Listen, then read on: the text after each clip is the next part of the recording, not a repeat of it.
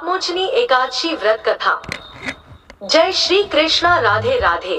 आप सभी पर भगवान श्री हरि विष्णु की कृपा सदा सर्वदा बनी रहे, इसी मंगल कामना के साथ आज की वीडियो का शुभारंभ करती हूँ।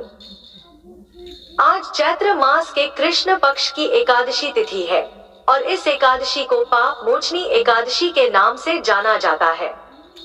कुछ स्थानों पर इसे पाप मोचनी ग्यारस भी कहते हैं। पाप का अर्थ है अधर्म और मोचनी का अर्थ होता है मुक्ति पाना, तो इसलिए पाप मोचनी एकादशी पापों को नष्ट करने वाली एकादशी है। यह हिंदू नव वर्ष की पहली एकादशी मानी गई है, इसलिए इसका महत्व कई गुना बढ़ जाता है। इस एकादशी की कथा को सुनने से मनुष्यों को सौभाग्य की प्राप्ति होती है एवं पूर्वजों को मोक्ष की प्राप्ति होती है। तो आज मैं आप सभी को सुना रही हूँ पाप मोचनी एकादशी की बड़ी ही दुर्लभ कथा। इन कथाओं को सुनने से मनुष्यों के सभी पाप और संकट कट जाते हैं तथा समस्त मनोकामनाओं की पूर्ति होती है। तो आप लोग बड़ी ही श्रद्धा और प्रसन्न चित्त मन से इन कथाओं को पूरा अवश्य सुनिएगा। तो आइए भगवान श्री लक्ष्मी नारायण जी के चरणों का ध्यान करते हुए इस कथा को सुनते हैं। एक बार अर्जुन ने भगवान श्री कृष्ण जी से कहा, है मधुसूदन, मैं जैसे जैसे एकादशियों के व्रतों की कथाएं सुन रहा हूँ, वैसे वैसे अन्य एकादशियों की व्रत की कथाओं को सुनने की मेरी जिज्ञासा बढ़ती ही जा रही है। हे मधुसूदन, अब कृपा करके आप चैत्र माह के कृष्ण पक्ष की एकादशी के विषय में मुझे बताइए। इस एकादशी का नाम क्या है और इसमें कौन से देवता का पूजन किया जाता है तथा इसकी व्रत कथा क्या है। तब भगवान श्री कृष्ण जी ने कहा, है अर्जुन, एक बार यही प्रश्न पृथ्वीपति मांधाता ने लोमश ऋषि से किया था। जो कुछ लोमश ऋषि ने राजा मांधाता को बताया था वही मैं तुमसे कह रहा हूँ। राजा मांधाता ने धर्म के गहरे रहस्यों के ज्ञाता महर्षि लोमस से पूछा, है ऋषि श्रेष्ठ, मनुष्यों के पापों का मोचन किस प्रकार संभव है? कृपा कर कोई ऐसा सरल उपाय बताएं जिससे सहज ही पापों से छुटकारा मिल जाए। महर्षि लोमस ने कहा, है राजन, चैत्र मास के कृष्ण पक्ष की एकादशी का नाम पाप मोचनी एकादशी है। मैं तुम्हें इस व्रत की कथा सुनाता हूँ, ध्यान पूर्वक श्रवण करो। प्राचीन समय में चैत्ररथ नामक एक वन था, उसमें अप्सराएं किन्नरों के साथ विहार किया करती थी। वहाँ सदैव वसंत का मौसम रहता था, अर्थात उस स्थान पर सदैव नाना प्रकार के पुष्प खिले रहते थे। कभी गंधर्व कन्याएं विहार किया करती थी, तो कभी स्वयं देवेंद्र अन्य देवताओं के साथ क्रीड़ा किया करते थे। उसी वन में मेधावी नाम के एक ऋषि भी तपस्या में लीन रहते थे। वह भगवान शिव के अनन्य भक्त थे। एक दिन मंजूघोषा नामक एक अप्सरा ने उनको मोहित कर उनकी निकटता का लाभ उठाने की चेष्टा की, इसलिए वह कुछ दूरी पर बैठ गई और वीणा बजाकर मधुर स्वर में गाने लगी। उसी समय शिव भक्त महर्षि मेधावी को कामदेव भी जीतने का प्रयास करने लगे। कामदेव ने उस सुंदर अप्सरा के भ्रू का धनुष बनाया, कटाक्ष को उसकी प्रत्यंचा बनाई और उसके नेत्रों को मंजूघोषा अप्सरा का सेनापति बनाया। इस तरह कामदेव अपने शत्रु पर विजय प्राप्त करने हेतु तैयार थे। उस समय महर्षि मेधावी भी युवावस्था में थे और काफी हष्ट पुष्ट थे। उन्होंने यज्ञोपवीत तथा दंड धारण कर रखा था। महर्षि स्वयं दूसरे कामदेव के समान प्रतीत हो रहे थे। उस मुनि को देखकर कामदेव के वश में हुई मंजू घोषा ने धीरे धीरे मधुर वाणी में वीणा पर गायन आरंभ किया, तो महर्षि मेधावी भी मंजू घोषा के मधुर गायन पर तथा उसके सौंदर्य पर मोहित हो गए। वह अप्सरा मेधावी मुनि को कामदेव से पीड़ित जानकर उनसे आलिंगन करने लगी। महर्षि मेधावी उस अप्सरा के सौंदर्य पर मोहित होकर शिव रहस्य को भूल गए तथा काम के वशीभूत होकर उसके साथ रमण करने लगे। काम के वशीभूत होने के कारण मुनि को उस समय दिन रात का कुछ भी ज्ञान नहीं रहा तथा अत्यंत दीर्घ काल तक वे दोनों रमण करते रहे। तदुपरांत मंजूघोषा उस मुनि से बोली, है ऋषिवर, अब मुझे बहुत समय हो गया है, अतः स्वर्ग जाने की आज्ञा दीजिए। अप्सरा की बात सुनकर ऋषि ने कहा, है मोहिनी, संध्या को तो आई हो, थोड़ा समय ठहरो, प्रातः होने पर चली जाना। ऋषि के ऐसे वचनों को सुनकर अप्सरा उनके साथ रमण करने लगी। इसी प्रकार दोनों ने साथ साथ बहुत लंबा समय व्यतीत किया। मंजू घोषा ने एक दिन ऋषि से कहा, हे ऋषिवर, अब आप मुझे स्वर्ग जाने की आज्ञा दीजिए। मुनि ने पुनः वही कहा कि हे रूपसी, अभी अधिक समय व्यतीत नहीं हुआ है, कुछ समय और ठहर जाओ। मुनि की बात सुन अप्सरा ने कहा, हे ऋषिवर, आपकी रात्रि तो बहुत लंबी है, आप स्वयं ही विचार कीजिए कि मुझे आपके पास आए हुए कितना समय व्यतीत हो गया है, अब और अधिक समय तक ठहरना क्या उचित है। अप्सरा की बात सुनने के बाद मुनि को समय का बोध हुआ और वह गंभीरता पूर्वक विचार करने लगे। जब उन्हें समय का ज्ञान हुआ कि उन्हें रमण करते 57 वर्ष व्यतीत हो चुके हैं, तो उस अप्सरा को वह काल का रूप समझने लगे। इतना अधिक समय भोग विलास में व्यर्थ चले जाने पर उन्हें बड़ा क्रोध आया। अब वह भयंकर क्रोध में जलते हुए उनके तप को नाश करने वाली अप्सरा की तरफ भ्रिकुटी तान कर देखने लगे। क्रोध से उनके रोम रोम कंपित होने लगे तथा इंद्रियां अनियंत्रित होने लगी। क्रोध से थरथराए स्वर में मुनि ने उस अप्सरा से कहा, मेरे तप को नष्ट करने वाली दुष्टा, तू महापापन है और बहुत ही दुराचार है, तुझ पर धिक्कार है। तत्क्षण तू मेरे श्राप से पिशाचिनी बन जा। मुनि के क्रोध युक्त श्राप से वह अप्सरा पिशाचिनी बन गई। यह देख वह व्यथित होकर बोली, हे ऋषिवर, अब मुझ पर क्रोध त्याग कर प्रसन्न होइए और कृपा करके बताइए कि इस श्राप का निवारण किस प्रकार होगा। विद्वानों ने कहा है, साधुओं की संगत उत्तम फल देने वाली होती है और आपके साथ तो मेरे बहुत वर्ष व्यतीत हुए हैं।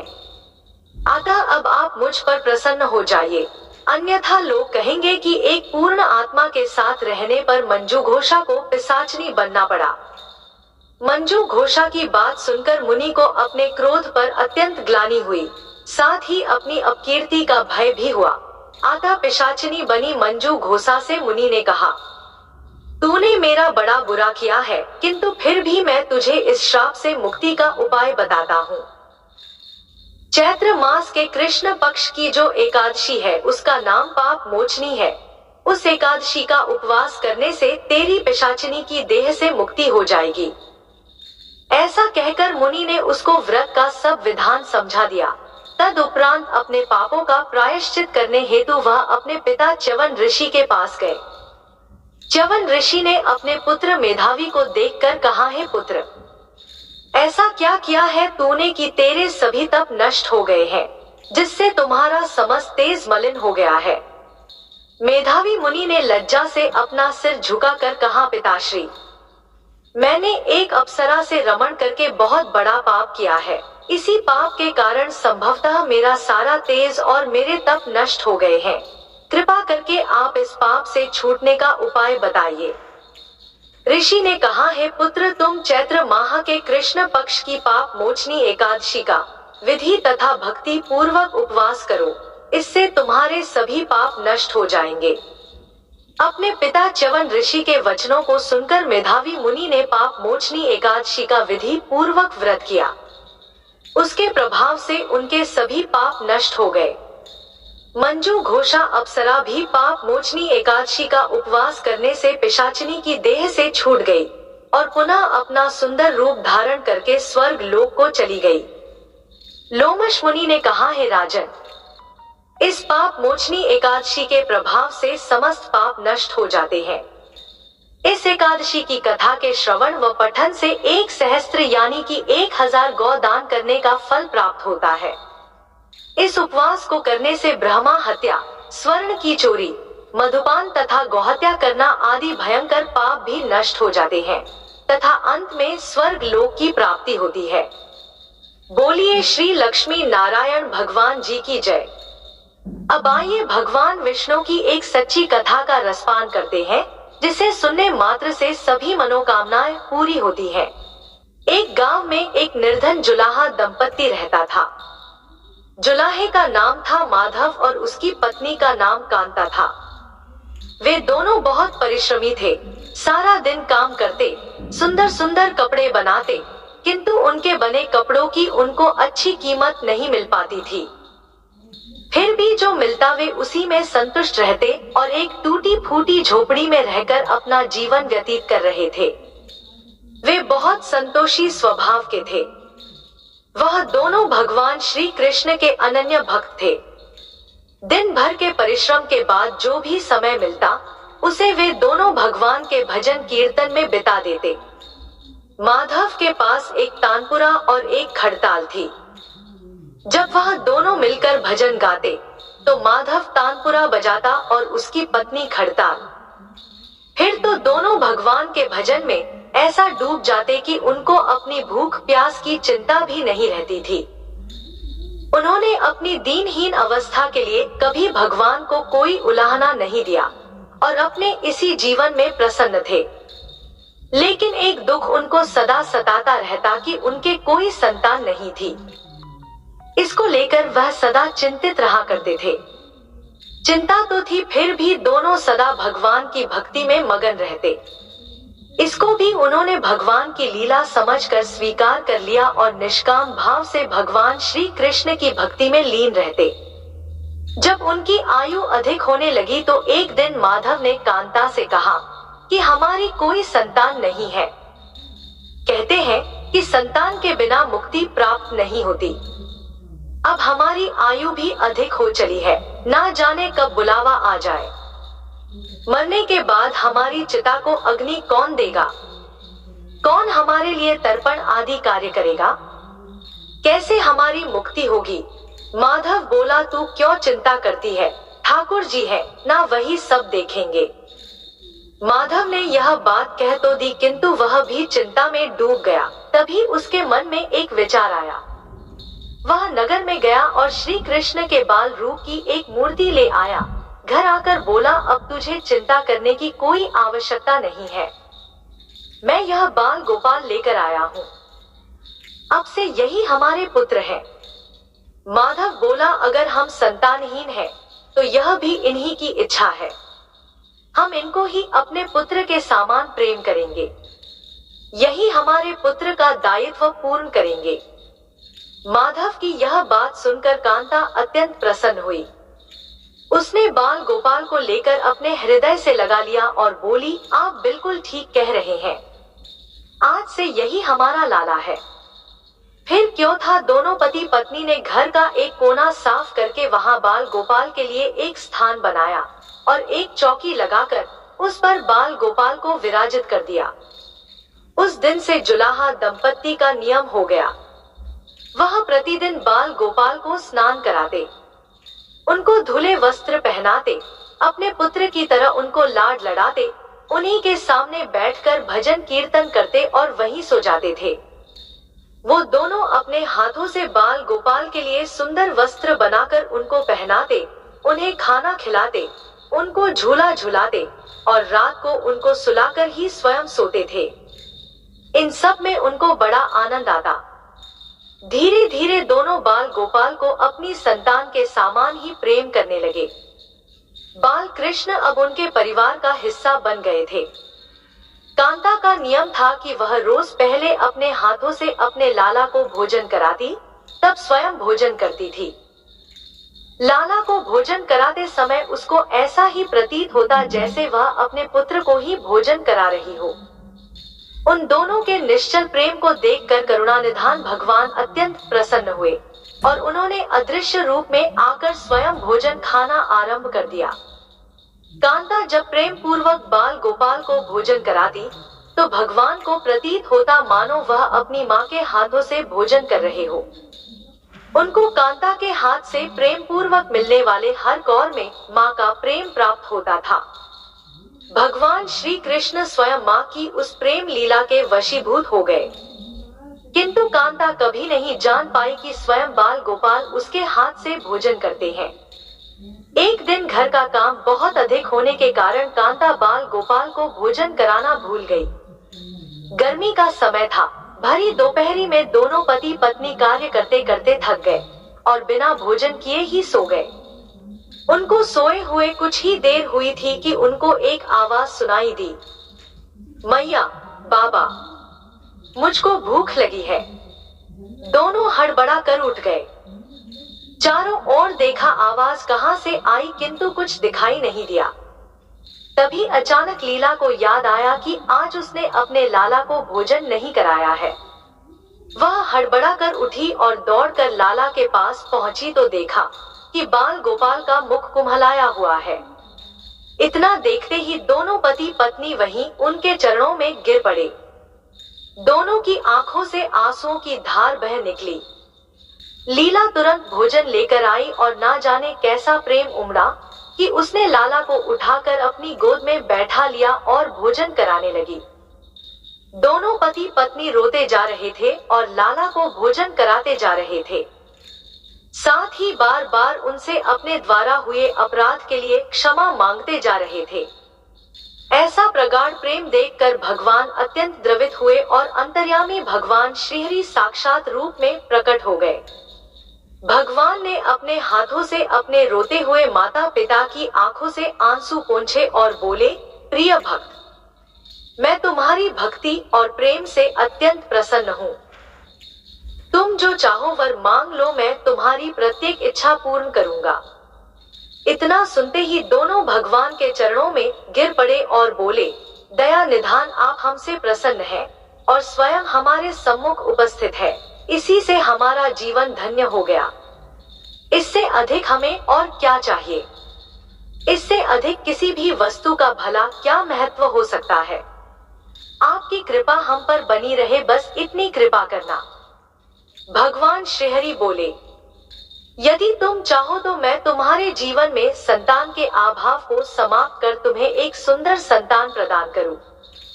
यह सुनते ही माधव और कांता एकदम व्याकुल होकर बोले, नहीं भगवान, हमको संतान नहीं चाहिए।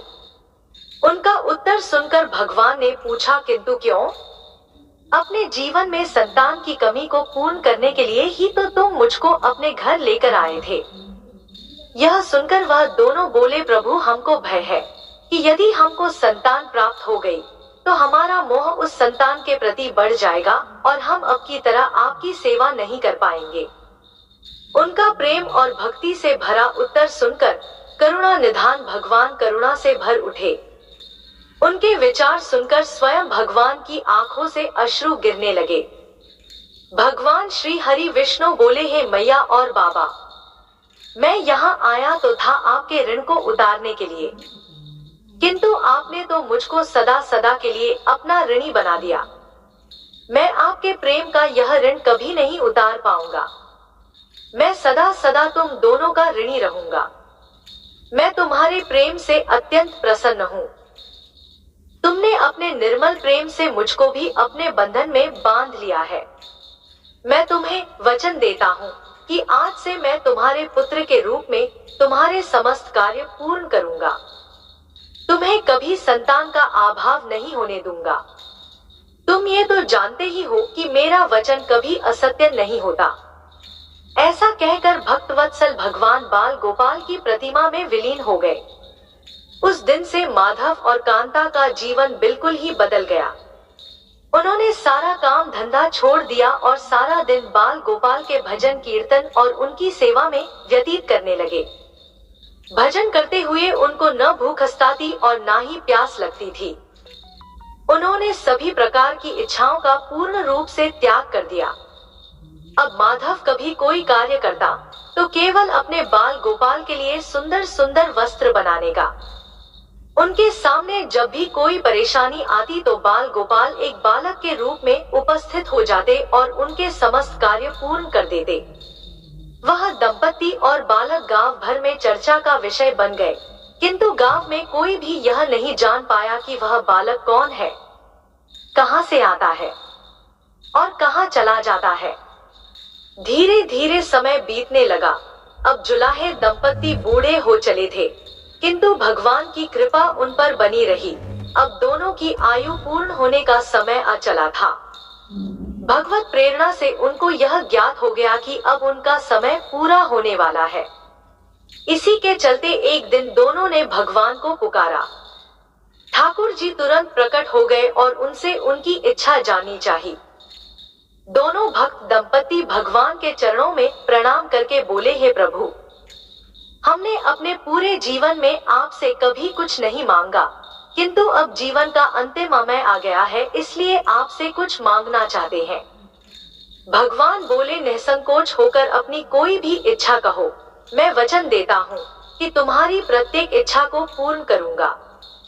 तब बाल गोपाल के अगाध प्रेम में डूबे वह वृद्ध दंपति बोले, हे नाथ, हमने अपने पुत्र के रूप में आपको देखा है, आपने भी पुत्र के समान ही हमारी सेवा की है। अब वह समय आ गया है जिसके लिए कोई भी माता पिता पुत्र की कामना करते हैं। हे दीन बंधु, हमारी इच्छा है कि हम दोनों पति पत्नी के प्राण एक साथ निकले। हे दया निधान, जिस प्रकार एक पुत्र अपने माता पिता की अंतिम क्रिया करता है और उनको मुक्ति प्रदान करता है, उसी प्रकार हे परमेश्वर, हमारी अंतिम क्रिया आप अपने हाथों से कर हमें मुक्ति प्रदान करें। श्रीहरि ने दोनों को उनकी इच्छा पूर्ण करने का वचन दिया और बाल गोपाल के विग्रह में विलीन हो गए।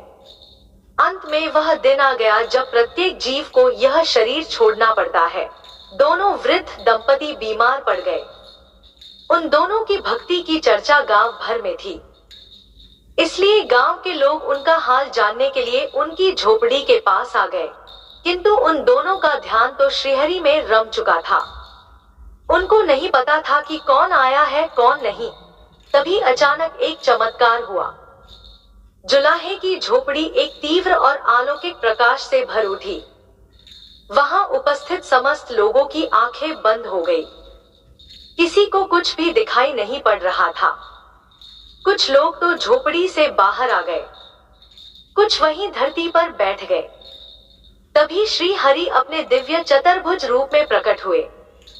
उनकी अद्भुत शोभा समस्त सृष्टि को आलोकित करने वाली थी, जो वातावरण में एक दिव्य सुगंध भर गई।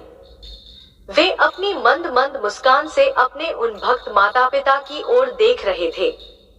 उनका यह दिव्य रूप देखकर दोनों वृद्ध अत्यंत आनंदित और मंत्रमुग्ध हुए जा रहे थे। अपने दिव्य दर्शनों से दोनों को तृप्त करने के बाद करुणामय, लीलाधारी, समस्त सृष्टि के पालन करता श्री हरि वहीं उन दोनों के निकट धरती पर ही उनके सिरहाने बैठ गए। भगवान ने उन दोनों भक्तों का सर अपनी गोद में रख लिया, उनके शीश पर प्रेम पूर्वक अपना हाथ रखा। तत्पश्चात अपने हाथों से उनके नेत्र बंद कर दिए। इतना करते ही तत्काल दोनों के प्राण निकलकर श्रीहरि में विलीन हो गए। पंचभूतों से बना शरीर पंचभूतों में विलीन हो गया। कुछ समय बाद जब वह दिव्य प्रकाश का लोप हुआ, तो सभी उपस्थित ग्रामीणों ने देखा कि वहां न तो माधव था, न ही कांता थी और न ही बाल गोपाल। बचे थे तो मात्र कुछ फूल जो धरती पर पड़े थे और एक दिव्य सुगंध जो वातावरण में चारों ओर फैली थी। विस्मित ग्रामीणों ने श्रद्धा से उस धरती को नमन किया। उन पुष्पों को उठाकर ग्रामवासियों ने शीश से लगाया तथा माधव और कांता की भक्ति और गोविंद के नाम का गुणगान करते हुए चल दिए। उन पुष्पों को श्री गंगा जी में विसर्जित करने के लिए। सच्चा भक्त वह है जो एक क्षण के लिए भी भक्ति से विमुख नहीं होता है, अर्थात जिसका चित्त ईश्वर में अखंड बना रहता है, वही सच्चा भक्त कहलाता है। सरल शब्दों में कहें तो भक्ति के अंतिम चरण का अनुभव करने वाले को ही भक्त कहते हैं। एक बार प्रेम से बोलिए विष्णु भगवान की जय। अब आइए अंत में श्रवण करते हैं एकादशी माता की कथा। युधिष्ठिर ने भगवान श्री कृष्ण से पूछा, भगवान, पुण्यमयी एकादशी तिथि कैसे उत्पन्न हुई? इस संसार में वह क्यों पवित्र मानी गई तथा देवताओं को कैसे प्रिय हुई? श्री कृष्ण भगवान बोले, कुंती नंदन, प्राचीन समय की बात है। सतयुग में मुर नामक दानव रहता था। वह बड़ा ही अद्भुत, अत्यंत रौद्र तथा संपूर्ण देवताओं के लिए भयंकर था। उस काल रूपधारी दुरात्मा महासुर ने इंद्र को भी जीत लिया था। संपूर्ण देवता उससे परास्त होकर स्वर्ग से निकाले जा चुके थे और शंकित तथा भयभीत होकर पृथ्वी पर विचरा करते थे। एक दिन सब देवता महादेव जी के पास गए। वहां इंद्र ने भगवान शिव के आगे सारा हाल कह सुनाया। इंद्र बोले, हे महेश्वर, ये देवता स्वर्गलोक से निकाले जाने के बाद पृथ्वी पर विचर रहे हैं। मनुष्यों के बीच रहना इन्हें शोभा नहीं देता। हे देव, कोई उपाय बतलाइए। देवता किसका सहारा ले?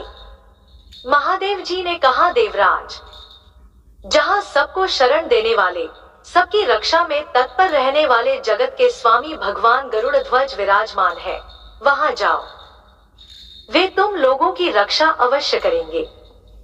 भगवान श्री कृष्ण कहते हैं, हे युधिष्ठिर, महादेव जी की यह बात सुनकर परम बुद्धिमान देवराज इंद्र संपूर्ण देवताओं के साथ क्षीर सागर में गए, जहां भगवान गदाधर सो रहे थे। इंद्र ने हाथ जोड़कर उनकी स्तुति की। इंद्र बोले, देव देवेश्वर, आपको नमस्कार है। देव, आप ही पति, आप ही मति, आप ही कर्ता और आप ही कारण हैं। आप ही सब लोगों की माता और आप ही इस जगत के पिता हैं। देवता और दानव दोनों ही आपकी वंदना करते हैं। हे पुंडरीकाक्ष, आप दैत्यों के शत्रु हैं। मधुसूदन, हम लोगों की रक्षा कीजिए। प्रभु जगन्नाथ, अत्यंत उग्र स्वभाव वाले महाबली मुर नामक दैत्य ने इन संपूर्ण देवताओं को जीतकर स्वर्ग से बाहर निकाल दिया है। भगवान देव देवेश्वर, देवता भयभीत होकर आपकी शरण में आए हैं। दानवों का विनाश करने वाले कमलनयन, भक्तवत्सल, जनार्दन, हमारी रक्षा कीजिए। भगवान शरण में आए हुए देवताओं की सहायता कीजिए। इंद्र की बात सुनकर भगवान विष्णु बोले, देवराज, यह दानव कैसा है? उसका रूप और बल कैसा है तथा उस दुष्ट के रहने का स्थान कहाँ है? देवराज इंद्र बोले, देवेश्वर, पूर्व काल में ब्रह्मा जी के वंश में तालजंग नामक एक महान असुर उत्पन्न हुआ था, जो अत्यंत भयंकर था। उसका पुत्र मुर दानव के नाम से विख्यात है। वह भी अत्यंत उत्कट, महापराक्रमी और देवताओं के लिए भयंकर है। चंद्रावती नाम से प्रसिद्ध एक नगरी है, उसी में स्थान बनाकर वह निवास करता है। उस दैत्य ने समस्त देवताओं को परास्त करके उन्हें स्वर्गलोक से बाहर कर दिया है। उसने एक दूसरे ही इंद्र को स्वर्ग के सिंहासन पर बैठाया है। अग्नि, चंद्रमा, सूर्य, वायु तथा वरुण भी उसने दूसरे ही बनाए हैं। जनार्दन, मैं सच्ची बात बता रहा हूँ, उसने सब कोई दूसरे ही कर लिए हैं। देवताओं को तो उसने उनके प्रत्येक स्थान से वंचित कर दिया है। इंद्र की यह बात सुनकर भगवान जनार्दन को बड़ा क्रोध आया। उन्होंने देवताओं को साथ लेकर चंद्रावती नगरी में प्रवेश किया। भगवान गदाधर ने देखा कि दैत्यराज बारंबार गर्जना कर रहा है और उससे परास्त होकर संपूर्ण देवता दसों दिशाओं में भाग रहे हैं। अब वह दानव भगवान विष्णु को देखकर बोला, खड़ा रह, खड़ा रह। उसकी यह ललकार सुनकर भगवान के नेत्र क्रोध से लाल हो गए। वे बोले, अरे दुराचारी दानव, मेरी इन भुजाओं को देख। यह कहकर श्री हरि विष्णु जी ने अपने दिव्य बाणों से सामने आए हुए दुष्ट दानवों को मारना आरंभ किया। दानव भय से विह्वल हो उठे। भगवान श्री कृष्ण कहते हैं, हे पांडनंदन। तत्पश्चात श्री विष्णु ने दैत्य सेना पर चक्र का प्रहार किया। उससे छिन्न भिन्न होकर सैकड़ों योद्धा मौत के मुख में चले गए। इसके बाद भगवान मधुसूदन बद्रिकाश्रम को चले गए। वहां सिंहावती नाम की गुफा थी, जो 12 योजन लंबी थी। उस गुफा में एक ही दरवाजा था। भगवान विष्णु उसी में सो गए। वह दानव मुर भगवान को मार डालने के उद्देश्य से उनके पीछे पीछे तो लगा ही था, अतः उसने भी उसी गुफा में प्रवेश किया। वहां भगवान को सोते देख उसे बड़ा हर्ष हुआ। उसने सोचा, यह दानवों को भय देने वाला देवता है, अतः निसंदेह इसे मार डालूंगा। दानव के इस प्रकार विचार करते ही भगवान विष्णु के शरीर से एक कन्या प्रकट हुई, जो बड़ी ही रूपवती, सौभाग्यशालिनी तथा दिव्य अस्त्र शस्त्रों से सुसज्जित थी। वह भगवान के तेज के अंश से उत्पन्न हुई थी। उसका बल और पराक्रम महान था। दानवराज मुर ने उस कन्या को देखा। कन्या ने युद्ध का विचार करके दानव के साथ युद्ध के लिए याचना की। तत्पश्चात युद्ध छिड़ गया। कन्या सब प्रकार की युद्धकला में निपुण थी। वह मुर नामक महान असुर उसके हुंकार मात्र से राख का ढेर हो गया। दानव के मारे जाने पर भगवान जाग उठे। उन्होंने दानव को धरती पर इस प्रकार निष्प्राण पड़ा देखकर कन्या से पूछा, मेरा यह शत्रु अत्यंत उग्र और भयंकर था, किसने इसका वध किया है? कन्या बोली, हे प्रभु, आपके ही प्रसाद से मैंने इस महादैत्य का वध किया है। श्री हरि भगवान ने कहा, कल्याणी, तुम्हारे इस कर्म से तीनों लोगों के मुनि और देवता आनंदित हुए हैं। अतः तुम्हारे मन में जैसी इच्छा हो उसके अनुसार मुझसे कोई वर मांग लो। देव दुर्लभ होने पर भी वह वर मैं तुम्हें दूंगा, इसमें तनिक भी संदेह नहीं है। वह कन्या साक्षात एकादशी ही थी। कन्या ने कहा, प्रभु, यदि आप प्रसन्न हैं तो मैं आपकी कृपा से सब तीर्थों में प्रधान, समस्त विघ्नों का नाश करने वाली तथा सब प्रकार की सिद्धि देने वाली देवी हो। जो लोग आप में भक्ति रखते हुए मेरे दिन को उपवास करेंगे उन्हें सब प्रकार की सिद्धि प्राप्त हो। जो लोग उपवास करके मेरे व्रत का पालन करें उन्हें आप धन, धर्म और मोक्ष प्रदान कीजिए। श्री विष्णु बोले, कल्याणी, तुम जो कुछ कहती हो वह सब पूर्ण होगा। भगवान श्री कृष्ण कहते हैं, युधिष्ठिर, ऐसा वर पाकर महाव्रता एकादशी बहुत प्रसन्न हुई। दोनों पक्षों की एकादशी समान रूप से कल्याण करने वाली है। इसमें शुक्ल और कृष्ण का भेद नहीं करना चाहिए। यदि उद्यकाल में थोड़ी सी एकादशी, मध्य में पूरी द्वादशी और अंत में किंचित त्रयोदशी हो तो वह त्रिस्पृशा एकादशी कहलाती है। वह भगवान को बहुत ही प्रिय है। यदि एक त्रिस्पृशा एकादशी को उपवास कर लिया जाए तो 1000 एकादशी व्रतों का फल प्राप्त होता है तथा इसी प्रकार द्वादशी में पारण करने पर 1000 गुना फल माना गया है। अष्टमी, एकादशी, षष्ठी, तृतीय और चतुर्दशी ये यदि पूर्व तिथि से विद्ध हो तो उनमें व्रत नहीं करना चाहिए। परवर्तिनी तिथि से युक्त होने पर ही इनमें उपवास का विधान है। पहले दिन में और रात में भी एकादशी हो तथा दूसरे दिन केवल प्रातः काल एक दंड एकादशी रहे तो पहली तिथि का परित्याग करके दूसरे दिन की द्वादशीयुक्त एकादशी को ही उपवास करना चाहिए। यह विधि मैंने दोनों पक्षों की एकादशी के लिए बताई है। जो मनुष्य एकादशी को उपवास करता है वह वैकुंठ धाम में जाता है, जहाँ साक्षात भगवान गरुड़ ध्वज विराजमान रहते हैं। जो मानव हर समय एकादशी के महात्म्य का पाठ करता है उसे 1000 गोदान के पुण्य का फल प्राप्त होता है। जो दिन या रात में भक्ति पूर्वक इस महात्म्य का श्रवण करते हैं वे निसंदेह ब्रह्महत्या आदि पापों से मुक्त हो जाते हैं। एकादशी के समान पापनाशक व्रत दूसरा कोई नहीं है। बोलिए लक्ष्मी नारायण भगवान की जय। दोस्तों, आपको ये कथा कैसी लगी कृपया कमेंट करके ज़रूर बताएं। वीडियो पसंद आया हो तो लाइक करें और अपने दोस्तों के साथ शेयर करें। कमेंट बॉक्स में जय श्री कृष्णा लिखना ना भूलें। ऐसी ही और भी बहुत सारी कहानियों को सुनने के लिए चैनल को सब्सक्राइब जरूर करें। धन्यवाद।